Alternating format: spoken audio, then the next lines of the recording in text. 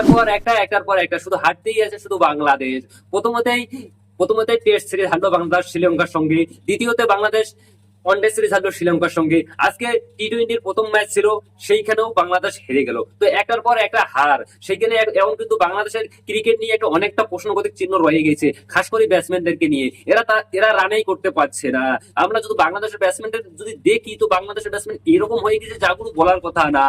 তো আজকের ম্যাচের কথা আমি বলতেছি, দেখো তোমরা পুরো 20 ওভার খেলে বাংলাদেশ আগে ব্যাট করেছে। তো বাংলাদেশ আগে ব্যাট করে 20 ওভার খেলে শুধুমাত্র 154 রানের টার্গেট দেয় 20 ওভারে 5 উইকেটের লোকসানে। তো আমরা যদি সেইখানটাই দেখি, বাংলাদেশের এইখানে সব থেকে ভুল, শুধুমাত্র 5টা উইকেট গিয়েছে। 154 রান একটা টি-20 ম্যাচে কিভাবে টার্গেট দেয় বলো? যেখানে 297 রান করেছে টিম ইন্ডিয়া, ইন্টারন্যাশনাল একটা রেকর্ড হয়ে আছে, সেইখানে বাংলাদেশ কিভাবে 154 রান টার্গেট দিয়ে তারা চায় যে ম্যাচটা জিতবে? আমাকে বলো তোমরা। এখন বাংলাদেশের কিছু সঙ্গে ফ্যান বলবে, ভাই তুমি বাংলাদেশ নিয়ে তো কথা বলতেছো কেন? দেখো ভাই, এইখানে 154 রান টার্গেট কিভাবে দিয়ে বাংলাদেশ ম্যাচটা জেতে? তো সেটাকে শ্রীলঙ্কা চেস করে তোমাদের 3 উইকেটের লোকসানে 19 ওভারে খতম করে দেয়। মনে হয় শ্রীলঙ্কা আরো আগে খতম করে দিতে পারতো। দেখো ভাই, এটা টি-20-র ম্যাচ, এইখানে বলারদের বেশি দোষ দিয়ে লাভ নেই। তার কারণ এইখানে এইখানে মেন হলো ব্যাটসম্যানের কথা। এই রানটা যদি কম বেশি 200 রান হতো, তো শ্রীলঙ্কা অলরেডি চাপে পড়ে যেত। চাপে পড়ে গেলে উইকেট পড়তো। আর তোমরা রানেই করেছো 154 রান। 154 রান একটা টি-20 ম্যাচে কি হয় বলো? মিনিমাম যদি 200 বা 180 করতে, তাও একটা হইতো।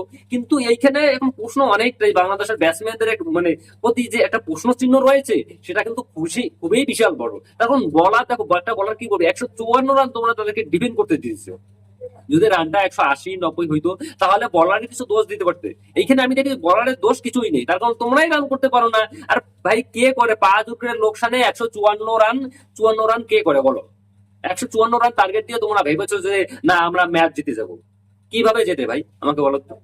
এখন বাংলাদেশের কি বলবো, বাংলাদেশের মানে আমার মনে হয় যে বাংলাদেশের একটা ভালো কোচ, ভালো ব্যাটসম্যান, ভালো ইসের দরকার বাংলাদেশকে, বাংলাদেশের ক্রিকেটারদের। তারপরে এটা এক্সপেক্ট করা যায় না। তারপরে 154 রানের টার্গেট দিয়ে তোমরা আশা করো ম্যাচ জিতবে। আর এইখানে তোমরা যদি পাই, দেখো 29 বলে 32 রান করে মোহাম্মদ কি নাম না, মোহাম্মদ নবীন না কি নাম, 22 বলে 38 রান করে। তো এইগুলা রান করলে কি ভাবে হবে? দেখো না ভাই, শ্রীলঙ্কার ব্যাটসম্যানকে দেখো, 16 বলে 42 রান করেছে, 41 রান, সরি 42 রান করেছে। আর সেইখানে আমরা কি করতেছি? বাংলাদেশের ব্যাটসম্যান, সরি আমরা বলতে আমি তো ইন্ডিয়া থেকে বলতেছি, বললে ভুল হবে। আর সেইখানে বাংলাদেশ কি করতেছে? তোমার বাংলাদেশের স্কোয়াডটা দেখো, এখানে দেখো শ্রীলঙ্কা প্রথম যে স্কোয়াড মানে যে রানটা করছে, পাঠুম, হ্যাঁ ওর নামে পাঠুম, সে যে রানটা করেছে, সে 42 বলে 16 রান করেছে। ভাই, এইরকম রান করার ক্ষমতা রাখো, না হলে ছেড়ে দাও টি-20 ম্যাচ যেটা। প্রথমে তো তোমরা টেস্ট সিরিজ হারলে, দ্বিতীয়তে ওয়ানডে সিরিজ হারলে, তৃতীয়তে এবার দেখা যাচ্ছে যে টি-20 সিরিজটাও হারতে বসেছে বাংলাদেশ। ভাই, এইভাবে চললে তো আর হয় না। না তো দেখা